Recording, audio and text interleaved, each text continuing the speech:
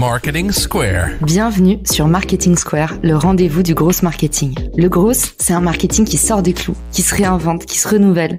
C'est aussi un mindset qui repose sur l'envie de se dépasser, de se détacher de ses opinions une bonne fois pour toutes et d'apprendre en continu. Si tu te reconnais dans cette description, que tu sois débutant ou expert, abonne-toi. Ce podcast va devenir ton meilleur allié. Je suis Caroline Mignot, grosse marketeuse et entrepreneur.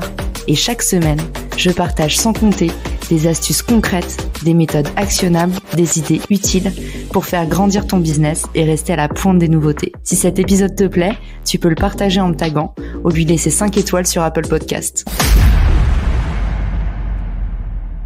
Bonjour à tous et bienvenue dans ce nouvel épisode de Marketing Square. Vous connaissez déjà mon invitée, mais on va quand même la représenter. Caroline Jurado, aujourd'hui avec nous, la créatrice de contenu la plus célèbre et la plus émérite dans tout l'univers de la crypto. J'ai désespéré pour trouver un invité pour aujourd'hui vulgariser le Web3. Le Web3, il y a encore très peu de contenu francophone pour en parler avec des mots simples, accessibles à tous. C'est le défi qu'on s'est lancé aujourd'hui avec Caroline. Salut ma Caro, ravie de te recevoir dans le podcast. Salut Caro, merci pour l'invitation. Aujourd'hui, tu vas nous craquer un sujet qu'on a du mal à craquer, nous les francophones. Il y a beaucoup de contenu technique qui circule sur le sujet. Et toi, tu m'as dit, il n'y a pas de problème. Je crois que je peux le faire. Je crois que je peux définir ce que c'est le Web3. Exactement. Le Web3, pour l'instant, j'ai l'impression que c'est le mot le plus à la mode de 2022. Ouais, pas loin. C'est un vrai fourre-tout, mais ça va être quand même assez facile à expliquer, tu vas voir. Pour définir le Web3, il faut aussi parler du Web 1 et 2. Le Web 1, c'était facile, c'était la création d'Internet. C'est vraiment le moment où Internet a existé, c'était totalement décentralisé, c'était la première fois que tout le monde pouvait être connecté sur le même réseau. Mais le fonctionnement du web numéro 1, c'était un modèle qui était tourné autour de la lecture d'informations, parce qu'on avait tous accès à de l'information, mais les seules personnes qui pouvaient produire du contenu, c'était les développeurs. Et en vrai, il fallait avoir un bac plus 12 pour pouvoir, à l'époque, produire du contenu. Les données étaient hébergées sur les serveurs des développeurs. Enfin voilà, donc on était dans un univers totalement décentralisé où la seule action qui était accessible au public global en termes de production de contenu, c'était en réalité la lecture de contenu. Donc ça, c'est la première chose sur le Web 1, donc l'époque de Yahoo, Internet Explorer, etc. Ensuite, il y a eu le Web 2. C'était à partir de 2005 jusqu'à maintenant. Le Web 2, on dit que c'est un web qui est vachement plus social parce que ce que ça a rajouté par rapport au Web 1, c'est que, OK, on peut accéder à énormément de contenu, mais on peut aussi nous tous, les producteurs de contenu, en produire de manière hyper simplifiée. Parce que ce qui s'est passé, c'est que justement, pour venir compenser cette difficulté de production de contenu, il y a des tonnes d'entreprises qui se sont spécialisées dans le fait de nous proposer à nous de créer des comptes facilement sur Twitter, sur TikTok, sur tous les réseaux qui existent et de proposer du contenu. Et c'est le web dans lequel on est actuellement, sauf que du coup, on est repassé sur un web qui est totalement centralisé parce qu'on n'est pas propriétaire de nos données.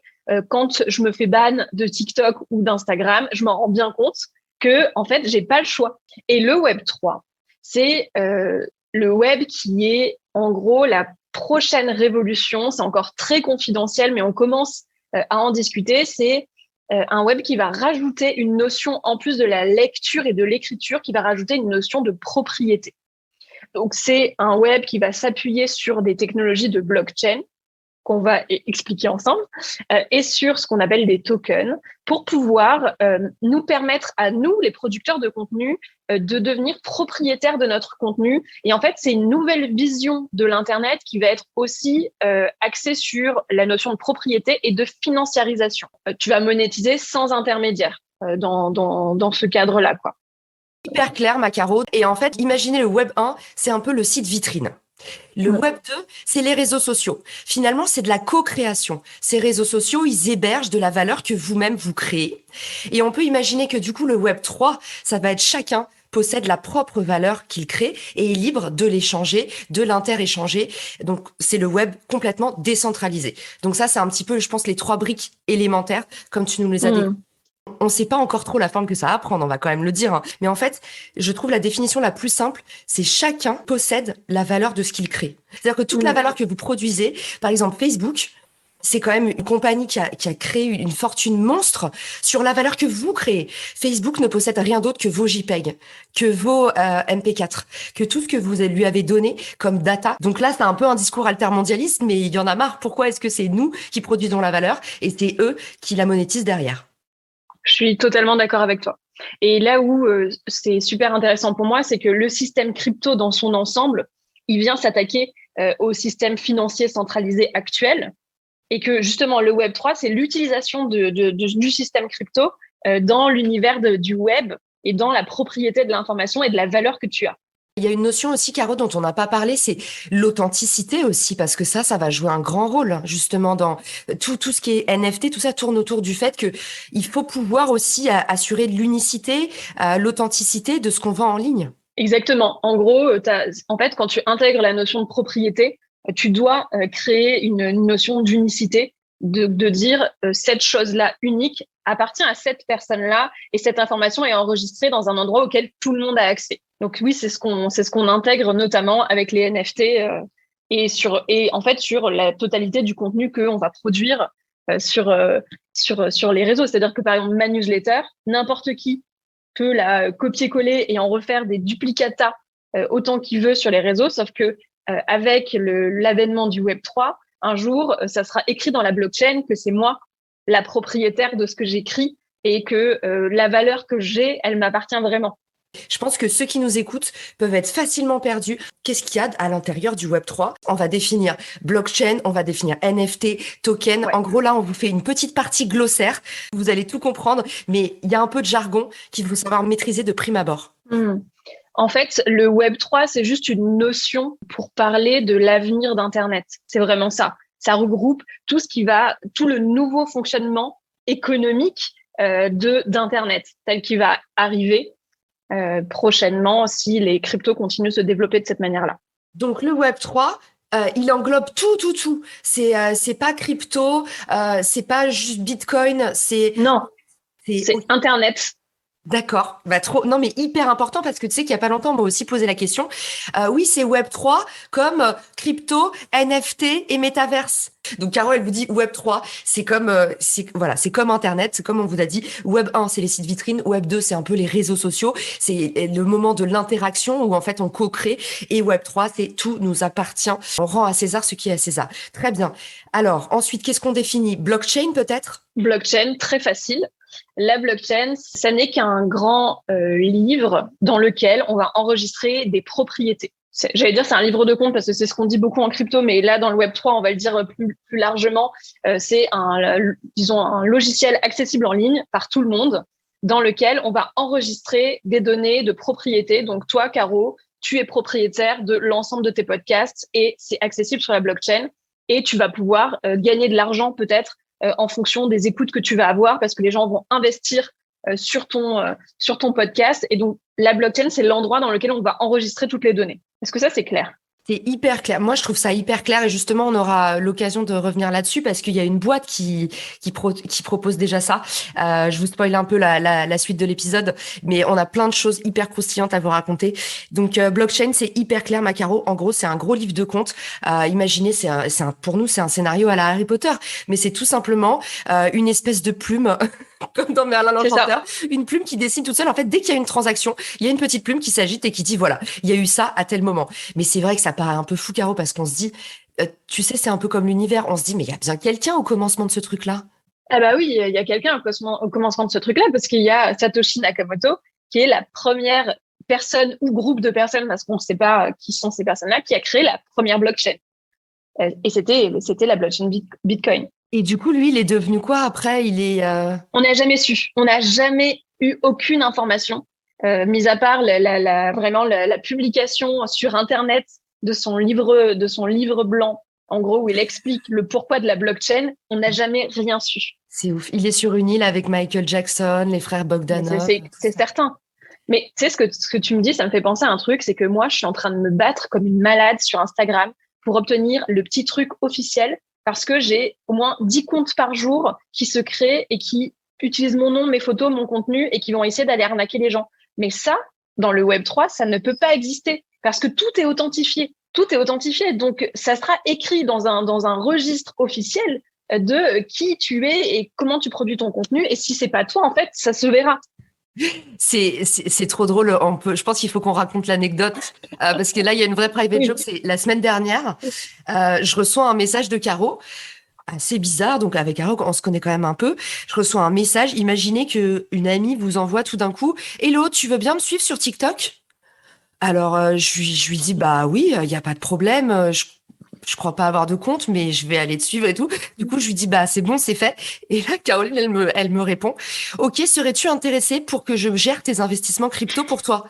C'est bizarre qu'elle me demande de la suivre sur TikTok et juste après, elle veut que je lui envoie de l'argent via Western Union. J'appelle Caro qui me dit: Attends, je suis en vélo. Et je lui ai fait une énorme frayeur parce que du coup, j'avais pas fait attention. Pourtant, je suis abonnée à son vrai compte. Et ben, c'était un faux compte qui me parlait. Donc voilà, c'est vrai qu'il y a des gros problèmes d'authenticité sur le Web 2. Mais bon, c'est déjà ringard, c'est déjà saut 2021. Donc très bien, on s'est un peu écarté, mais en même temps, on vous a promis un épisode un peu vivant, pas ronflant. Donc voilà. Qu'est-ce qu'on pourrait définir après? Un token? Tout à fait. Un token, en français, on dit que c'est un jeton. C'est une pièce d'une monnaie virtuelle, digitale, que n'importe qui peut créer. Donc, il va évoluer sur une blockchain existante. Donc, toi, par exemple, Caro, tu vas pouvoir créer le token de Marketing Square, si tu veux, qui sera enregistré dans la blockchain parce qu'il t'appartient et que c'est toi qui as créé Marketing Square. Et tous les gens qui auront envie de soutenir Marketing Square, qui vont penser que ça va être encore plus un truc de dingue que ce que c'est déjà un truc de dingue, vont en acheter. Et ça va créer, en plus de la valeur que tu crées pour ta communauté, ça va créer de la valeur. Et toi, en fait, tu vas pouvoir à la fois avoir les bénéfices de la valeur que tu crées au niveau financier, mais ta communauté en aura aussi. Tous les gens qui ont cru en toi, qui écoutent tes épisodes et qui pensent que ça va avoir plus de valeur, etc., vont avoir tes tokens et vont aussi gagner de l'argent avec ton succès. Ok, en gros, on peut investir sur de la création de contenu. Mais alors, du coup, ça, moi, c'est la définition que je donne un peu à NFT. C'est quoi la diff? Eh ben oui, en fait, un token, c'est le jeton de la monnaie qui va permettre en fait à la fois d'investir et à la fois d'acheter des choses. Et le NFT, c'est le produit. Dire que chacun de tes épisodes, admettons, sera un épisode unique qui sera un NFT qui est enregistré dans la blockchain comme étant voilà l'épisode unique de Caro. Ok. Et voilà. Donc, vous avez compris, en gros, ce que nous dit Caro, c'est le NFT, c'est juste l'achat. Si demain, vous allez au BHV, vous dites: j'ai fait un achat, donc j'ai un NFT, c'est par exemple une lampe, un coussin. Et en fait, token, c'est le nombre d'euros. C'est 163 euros, 199. Exactement. Et genre, moi, je pourrais acheter, admettons, je pourrais devenir la propriétaire officielle de cet épisode-là avec les tokens que j'aurais achetés. Et donc, toi, tu vois, et comme ça, bah, je serais moi propriétaire de ce truc-là et j'en serais hyper fière parce que c'est ton épisode le plus écouté de 2022, tu vois. Ça, c'est sûr. Et surtout, ce sera le seul épisode intelligible et pas chiant sur le sujet. Donc, merci, Macaro. Ça fait du bien, un peu de légèreté quand même. Alors, tu nous as dit, c'est un jeton, un coin, le coin de Bitcoin. Ouais. Quand on parle des monnaies, c'est aussi un jeton? Oui, en fait, il y a une toute petite nuance qui est pas ultra importante, mais que tu peux connaître. C'est que une crypto-monnaie, donc c'est une monnaie, elle évolue sur sa propre blockchain. Donc, c'est le cas de Bitcoin qui a sa blockchain qui s'appelle aussi Bitcoin ou de l'Ether qui a sa blockchain qui s'appelle Ethereum. Et dans ce cas-là, on appelle ça effectivement les pièces de ces monnaies-là, on appelle ça des coins. Et 90% des crypto-monnaies qui existent sont des cryptos qui vont évoluer sur une blockchain qui est déjà existante. Et donc, la plupart, elles vont évoluer sur la blockchain Ethereum ou Solana, par exemple. Et dans ce cas-là, on va pas dire que c'est un coin, on va dire que c'est un token ou un jeton. Les pièces de ces monnaies-là, c'est tout. D'accord. Donc, en fait, on peut créer son propre livre de compte. Il n'y a pas un livre de compte global qui s'appelle la blockchain? Eh ben, il y a plein de blockchains. Il y en a plusieurs qui coexistent. Tu choisis laquelle tu veux. Donc, il y a plein de livres. Tu as le livre de compte Bitcoin, tu as le livre de compte Ethereum, tu as le Exactement. livre Solana, et tu peux aussi en créer un? C'est plus compliqué de créer une blockchain que d'aller créer juste une crypto qui va s'enregistrer sur une blockchain. Mais en fait, tu vas choisir la blockchain sur laquelle tu vas vouloir évoluer, sur laquelle tu vas vouloir que ta crypto évolue en fonction des frais de transaction de la blockchain, des possibilités que tu peux avoir sur la blockchain, etc. Par exemple, comme la blockchain Bitcoin, c'est la première qui a été créée, elle n'a pas été pensée pour héberger d'autres cryptos. C'est pour ça que personne ne peut évoluer dessus à part Bitcoin. En revanche, Ethereum, elle a été créée pour que tout le monde puisse créer des cryptos dessus. Et donc, c'est pour ça que quasiment tout le monde utilise Ethereum. Ok, et du coup, Ethereum, c'est à la fois aussi une blockchain et à la fois, du coup, une crypto. Vous avez Exactement. Ouais. Donc du coup, sur le livre de compte Bitcoin, il y a que du Bitcoin. Par contre, Ouais, sur le livre de compte Ethereum, il y a l'Ether, donc la ouais, monnaie. C'est parce que ça, on l'a pas dit aussi, mais la différence entre les deux, Ethereum, c'est blockchain et Ether, c'est la monnaie. exactement. Voilà, et il y en a aussi plein d'autres. Bah, nous, par exemple, on va essayer de créer le Refercoin et on nous a conseillé pour une des boîtes du coup que je lance qui s'appelle Refer.social, on va essayer de créer notre propre monnaie et du coup, on va se mettre sur la blockchain Ether parce que de base, on voulait créer notre propre écosystème et on nous a dit mais vous êtes des malades parce que le truc c'est Mm. que quand tu connais rien à un sujet, vous savez, c'est comme quand on parle à des ados. Tu parles à un ado, oui, oui, bah j'ai pratiqué 3 fois le cheval, demain je fais les Jeux Olympiques. Alors, bah c'est pareil quand vous vous lancez dans cet univers-là, vous vous rendez pas compte potentiellement de la complexité. A contrario, il y a d'autres trucs qui sont très faciles à appréhender. C'est quoi du coup les premières étapes pour se lancer? Est-ce que on peut, je sais pas, créer un petit NFT? On voit des gens autour de nous qui créent des NFT. C'est quoi le niveau de complexité? Est-ce que toi, tu pourrais en faire un? Est-ce que tu peux nous expliquer comment faire? Alors, effectivement, il y a de plus en plus de gens autour de nous qui créent des NFT. Moi, je l'ai jamais fait, mais effectivement, c'est la prochaine étape. Je veux absolument créer un parce qu'il y a pas mal de gens dans ma communauté qui m'en parlent. Alors, le plus gros site pour acheter des NFT, il s'appelle OpenSea. OPENSEA. Et sur ce site-là, tu as aussi la possibilité de créer tes propres NFT. Alors, je ne sais pas encore exactement comment ça fonctionne parce que je ne l'ai pas encore fait, mais je te promets que je vais documenter ça de très près. Je suis trop chaude qu'on refasse un épisode. Allez, on crée tous notre NFT, on se fait un NFT Marketing Square et un Les Cryptos de Caro et on fait Ouais. une vente aux enchères. Eh ben, écoute, c'est vendu, on va faire ça. Alors là, c'est sûr. Voilà, Sûr à 100%. vous avez tout compris à notre façon d'agir avec Caro. C'est toujours des décisions à l'emporte-pièce. J'adore. Donc ça, c'est vendu. Ok, on a trouvé de quoi s'occuper la semaine prochaine parce qu'on avait rien à faire. Pour revenir à un sujet plus sérieux, donc Caro vous a dit, c'est facile de créer une NFT. On revient vers vous très prochainement. On va essayer de rendre ça accessible et rigolo. Si on veut un peu se familiariser avec l'univers crypto, évidemment, je ne pourrais que vous inciter à suivre la newsletter de Caro, les cryptos de Caro. Qu'est-ce que c'est l'étape d'après, Caro? Moi, j'ai toujours tendance à dire, il faut pratiquer tout de suite. Peut-être au lieu d'acheter des formations, des machins, investissez 500 balles, lancez-vous, comprenez par vous-même. Tu t'en penses quoi?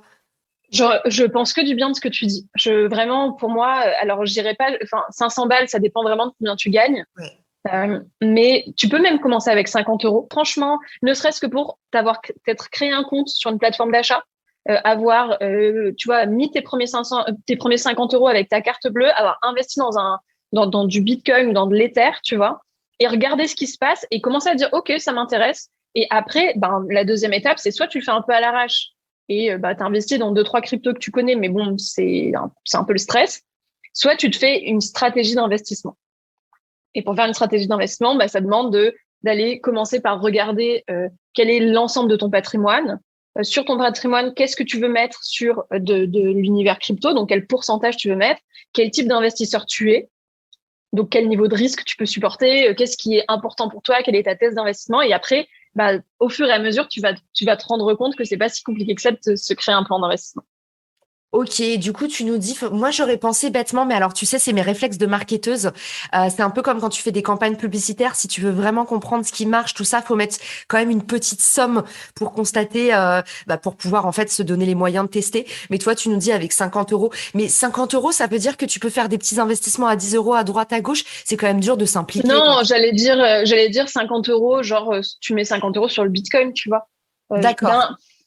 En fait, ce qu'il y a, c'est que pour le vrai risque en crypto, c'est que tu te mettes à jouer, justement, à te penser un peu au casino. Et donc, pour moi, rentrer avec une somme un peu conséquente comme 500 euros, ben, c'est aussi la possibilité d'avoir des sueurs froides.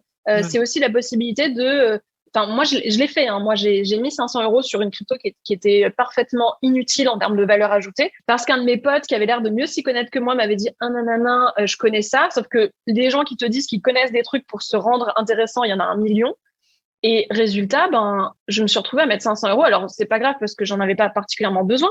Mais cet argent-là, ben, il est perdu. Enfin, il est perdu, pas en totalité, mais quand même. Et là, je suis en train de me dire, bon, bah, j'ai plus qu'à attendre qu'un jour la Chine se réveille, c'est une crypto chinoise, et que ça remonte peut-être, mais j'ai zéro espoir sur la valeur ajoutée du truc. Donc, je serais plutôt tentée de essayer de comprendre comment ça fonctionne, pas jouer en mode je mets 500 euros et je vois, Et puis, au fur et à mesure, de mettre un peu plus. Et puis, dans 2 mois, tu mets 500 euros et dans 3 mois, tu mets 3 000 € par mois. J'en sais rien. Bon, en tout cas, voilà, effectivement, c'est important de le repréciser, surtout dans cet univers-là où il y a beaucoup Ouais. il y a beaucoup de mythos, hein, on va appeler ça comme ça. Hein. Et il faut faire attention, effectivement, aux grandes théories et à ceux qui vous promettent la lune. Pour commencer, en tout cas, allez sur Binance, Binance. Moi, c'est le test que j'ai fait. Je sais pas si Caro, t'en as d'autres à recommander. Alors, si tu as déjà un compte sur Revolut, tu peux directement investir dessus. Si tu débutes tout juste, tu peux aller sur Coinbase, même si les frais sont un peu plus élevés. Bah, je testerai cela. D'ailleurs, j'ai une question à te poser après sur Lydia. Mais donc, du coup, je finis mon petit conseil pour ceux qui veulent se lancer. Attention aux faux experts. Attention même aux vrais experts qui peuvent se planter. Allez-y par vous-même. Et le meilleur conseil qu'on m'ait donné, c'est n'investis que ce que tu es prêt à perdre. C'est pas un Totalement. livret A. Et si vous voulez justement vous éviter les sueurs froides, ne vous mettez pas à risque sur vos premiers investissements. Ne faites pas un all-in sur le conseil d'un pote ou quoi que ce soit. Allez-y, voilà, comme au casino, avec votre enveloppe de, voilà, bah, je vais mettre 500 balles et ces 500 balles, je les bouge pas. C'est mon investissement de l'année et j'ai plus de droit après. Voilà, pour vous cadrer un petit peu. Trop bon conseil. Pour revenir un petit peu sur ton expérience, tu nous as dit, voilà, j'ai fait quelques bêtises. Aujourd'hui, en fait, comment est-ce que tu répartis tes investissements? Alors, j'investis beaucoup plus en crypto que dans le reste, ce qui est pas forcément le plus pertinent, mais c'est cohérent avec le temps que je passe sur le sujet. Mais sinon, j'investis quand même beaucoup en bourse aussi. Okay. Et j'ai une répartition qui est relativement simple. Dans mon cas, j'ai une partie sur les crypto leaders, Bitcoin, Ether, Solana, vraiment. J'ai une partie qui va être de la crypto stable, qui est qui est placée dans des sociétés décentralisées en rendement à 12%. Et ensuite, il me reste 2 parties d'investissement. Une qui va être plutôt du moyen terme sur des cryptos qui apportent une vraie valeur ajoutée sur leur domaine. C'est-à-dire que vraiment, pour l'instant, on parle des cryptos. Genre, on dit, j'investis en crypto. Et pour moi, dès l'année prochaine, on va dire, j'investis dans tel secteur des cryptos. Parce qu'il y a énormément de secteurs et dans chaque secteur, il y a des innovations qui arrivent et il faut aller déceler, comme quand tu investis en startup, en fait.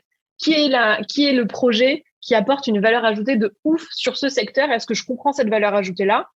Parce que si c'est le cas, eh ben, il y a beaucoup plus de chances que la crypto fasse de la croissance. C'est vraiment ce qu'on disait sur le Web3, la prise de valeur que ça prend. Et après, j'ai une toute petite poche pour des projets beaucoup plus risqués sur lesquels je me dis, bon, il y a un peu de spéculation, on verra.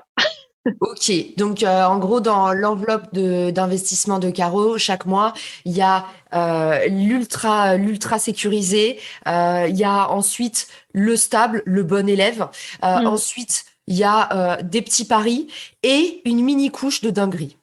Ouais, c'est ça. Voilà, ok, très bien. La meuf qui a pas fait son choix, genre, il y aura de tout dans mon truc. Non, mais je pense que c'est intéressant. Et puis même que tu nous dises aussi que tu investis aussi en bourse traditionnelle. Du coup, pour ceux qui ont envie d'utiliser les utilisateurs de Lydia, qui ont reçu tout d'un coup, bah, Lydia maintenant permet d'acheter des cryptos. C'est quoi la différence entre aller sur Lydia, acheter des cryptos ou faire des investissements et les faire ailleurs sur d'autres plateformes? En fait, Lydia a un partenariat avec un broker pour pouvoir acheter et vendre ses cryptos. Et j'adore, moi, ce qu'ils font, j'adore l'expérience qu'ils proposent à leurs utilisateurs, donc je trouve ça génial. Et en fait, ça va vraiment permettre aux utilisateurs d'avoir une première expérience d'achat de crypto qui est très simple. Après, il faut savoir que si jamais tu veux pouvoir suivre tes investissements, pouvoir retirer tes cryptos, les mettre sur un wallet, etc., t'es bloqué. Enfin, on est vraiment sur un level 1 d'investissement, ce qui est idéal quand tu rentres sur le sujet. Mais après, voilà, il faut savoir que tu vas pas pouvoir tout faire comme ce que tu pourrais faire dans l'univers décentralisé global. Oui. Alors ça, justement, petite question, comment ça tout faire? C'est-à-dire qu'une fois qu'on a acheté, imaginons là, j'achète 50 Ethers. Non, waouh, c'est trop. Mais j'achète quelques Ethers sur Lydia. Qu'est-ce que je peux pas faire après? Alors, j'ai pas creusé encore les possibilités de l'application, mais a priori, tu peux pas les échanger contre une autre crypto-monnaie. Ok. Tu vois. Donc du coup, ça veut dire que si jamais tu as ton Ether et qu'il prend énormément de valeur et que toi, tu veux stabiliser ça, t'as à dire que tu n'aurais qu'un choix, c'est de le transformer en monnaie fiat, donc une monnaie qui est gérée par l'État, donc par exemple en euros, ce qui fait que tu es obligé de payer 30% sur ta plus-value. Alors que légalement, si tu transformais ça en stablecoin comme l'USDT, eh ben, tu serais sur la même stabilité, sauf que tu n'as pas de plus-value à payer. Après, tu peux pas l'échanger. Tu dis que j'ai plein d'Ether et en fait, tu dis qu'en fait, là, il faudrait mieux avoir du Solana. Et bien, peut-être que tu peux pas non plus faire de l'Ether contre du Solana. C'est un peu des possibilités, des petites possibilités où je crois pas que tu puisses faire ça à ce stade.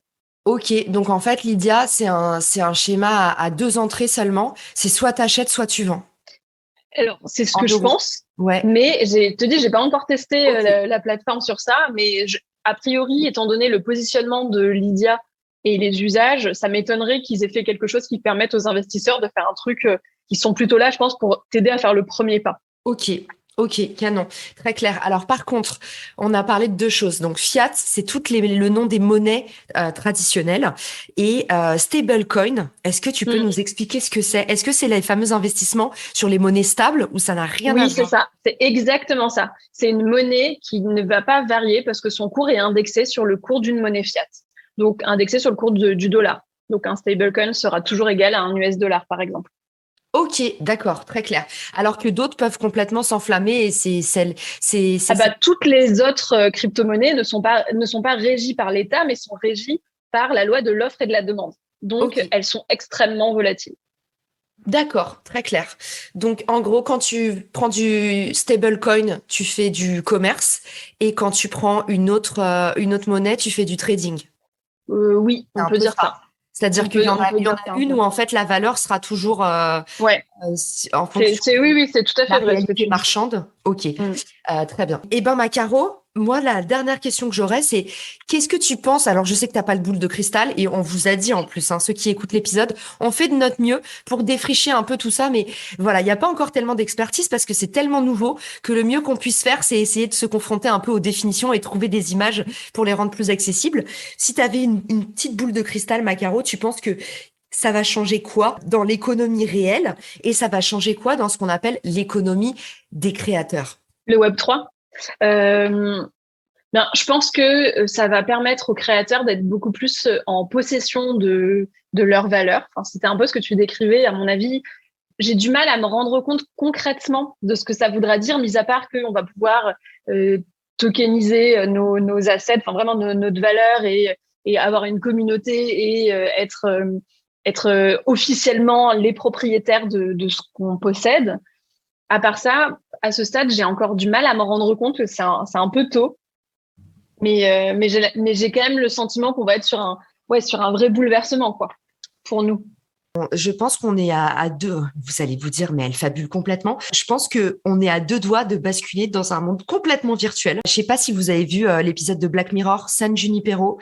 Il est incroyable. Regardez-le. Bah voilà, moi vous me connaissez, je suis assez pragmatique, mais honnêtement, je pense que le métavers, ça va être un truc de ouf. Et je pense qu'on n'a même Ah pas. ouais. Vous avez vu avec le Covid à quel point en fait on est capable d'accepter des nouvelles réalités facilement, à quel point Mm. ça arrive vite en fait le changement. Moi je pense que le métavers ça va ouvrir toute une nouvelle économie 100% digitale. Il y a quelques mois, j'étais au TED Woman, le dernier TED Woman qu'il y a eu sur dédié à l'innovation.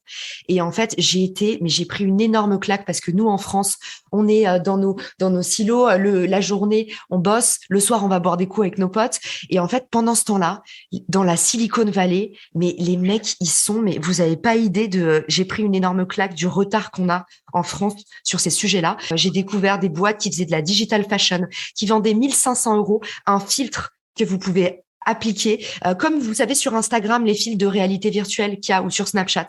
Ben, en fait, ils vendent des robes comme ça. Il y a un énorme marché de digital fashion qui est déjà implanté. C'est-à-dire que nous, on est en train de se dire, j'étais il y a pas longtemps à l'IFM, l'Institut français de la mode à Paris, on est en train de se dire, ça va arriver. Aux US, ils sont déjà en train d'acheter. Et je pense que toute cette économie numérique va peser à fond sur l'économie réelle et que dans pas longtemps, ce sera complètement normal. Comme vous faites des achats intégrés sur Farmville dans les jeux vidéo, vous achetez des nouvelles potions, des nouvelles choses. En fait, aujourd'hui, la valeur des vêtements que vous avez, et c'est ça que j'ai retenu d'important, la valeur des vêtements qu'on porte, en fait, on n'achète pas tellement la matérialité du vêtement. On achète la coupe, la marque, le paraître, la façon dont c'est fait, dont c'est produit. On achète un imaginaire. Et ben, demain, je suis persuadée que vous allez avoir des t-shirts à 5 balles dans le métaverse, comme des t-shirts à 1 500 balles et que, en fait, l'économie réelle va se dupliquer. Donc voilà, je pense qu'il va y avoir un schisme à ce niveau-là entre l'économie numérique et tout ce qui se passe dans le monde virtuel qu'on va acheter, des tableaux pour meubler sa maison. Comme dans les Sims, je pense qu'on va avoir peut-être une double vie et que du coup, l'économie va se diviser en deux. Bon, Caro, elle est en train de me regarder en mode, mais elle délire complètement. Ah non, pas du tout. Je suis vraiment, mais même ce que tu décris là dans les tableaux. Moi, je pense que quand on va acheter une nouvelle œuvre, eh ben, on sera possesseur de l'œuvre et de son NFT et que ça va rendre vachement plus liquide le marché de l'art qui est extrêmement peu liquide en ce moment. Déjà parce qu'on ne sait pas qui possède les œuvres et où est-ce qu'elles sont. Enfin bref, je pense qu'il y a des possibilités qui sont infinies avec ça. Moi, j'imagine vraiment un truc comme dans les jeux vidéo, comme dans les Sims, où on pourra acheter des potions pour rester plus longtemps. Je pense que ça va créer une nouvelle économie. Et je vais arrêter de divaguer parce que ceux qui écoutent l'épisode, d'ailleurs, n'hésitez pas. Envoyez-moi vos retours sur l'épisode. Est-ce que je fabule ou est-ce que vous aussi, vous sentez qu'un truc comme ça peut arriver parce qu'on nous aurait parlé du Covid il y a 3 ans, tout le monde aurait rigolé et comme plein d'autres changements majeurs. Et puis, au niveau de l'économie des créateurs, je pense que et ça, c'est déjà à l'œuvre, donc on est sur des considérations beaucoup plus pragmatiques. En fait, il y a déjà une nouvelle économie de la création qui s'est créée, où aujourd'hui, d'ailleurs, c'est les épisodes qu'on avait fait avec Caro, on peut vivre de son contenu sans aucun problème. Donc, je pense qu'en fait, il y a des nouvelles professions qui vont arriver. Vous vous souvenez, il y a 10 ans, il y avait les community managers, les nouveaux métiers où c'est pareil, les gens étaient là, quoi, community manager? Mais c'est quoi? Aujourd'hui, c'est qui n'a pas un community manager? Eh ben, je pense qu'aujourd'hui, la création de contenu, les youtubeurs, les snapchatters, les mecs qui gèrent des communautés sur Discord, je pense qu'on va créer plein de nouveaux métiers et de nouvelles richesses autour de l'économie des créateurs. Et je pense que ça va aussi rentrer dans la normale qu'il y a beaucoup d'indépendants et les gens veulent aussi travailler de façon décentralisée. Et ça, je pense que l'économie de la création, elle est ultra fragmentée. Vous voyez, maintenant, c'est des micro-niches de revenus que nous-mêmes on crée. Donc voilà, les impacts qu'on pourrait pressentir sur l'économie réelle et sur l'économie de la création. J'adore. Caro, merci beaucoup pour cet épisode. Je pense qu'on va en refaire d'autres. Si jamais on a plein de messages comme quoi ça a été utile, on en refera d'autres. Et si jamais on a plein de messages comme quoi c'est pas assez clair, comme quoi il y a des choses qu'on pourrait redéfinir, on en fera d'autres aussi et on réenregistrera celui-là. En tout cas, c'était un bonheur. Moi, c'est un sujet qui me passionne. Merci Caro de l'avoir abordé comme un truc léger, frais et accessible à tous parce que ce n'est que ça, le web. C'est le pouvoir au peuple. Donc, il faut qu'on soit capable de s'approprier simplement ces sujets, d'en parler, d'échanger. C'est ça, le partage de la connaissance. Où est-ce qu'on peut te retrouver, Caro, à part dans ton excellente newsletter dont j'indiquerai le lien dans les ressources? Sur LinkedIn, on peut me retrouver, sur Instagram et sur YouTube. Sur Instagram, par contre, faites attention, ne vous trompez pas. Je vous mettrai le vrai compte de Caro dans les ressources. D'ici là, j'aurais peut-être la pastille. Hein. Si quelqu'un nous entend chez Instagram, donnez la pastille à Caro. Et moi aussi, je la veux bien, même si j'ai pas encore les 10 000 followers, mais tant qu'on y est, hein, tant que vous êtes debout, comme dit ma mère. En tout cas, Caro, merci beaucoup. Merci à tous pour votre écoute. On vous embrasse fort et on vous dit rendez-vous à très vite pour un nouvel épisode. Si t'as écouté jusqu'ici, c'est certainement que cet épisode t'a plu. Ce podcast est rendu possible par Richmaker, le Tinder du B2B comme on l'appelle. C'est une plateforme que j'ai lancée et qui permet d'identifier des partenaires compatibles en fonction de ton business. En gros, dis-moi quels sont tes objectifs marketing et je te dirai qui va t'aider à les dépasser au sein de ton écosystème. Pourquoi aller chercher ses clients un par un quand on peut placer sa croissance en pilote automatique? Plus d'excuses, passe à l'action et à très vite sur Marketing Square, le podcast du gros marketing. Marketing Square.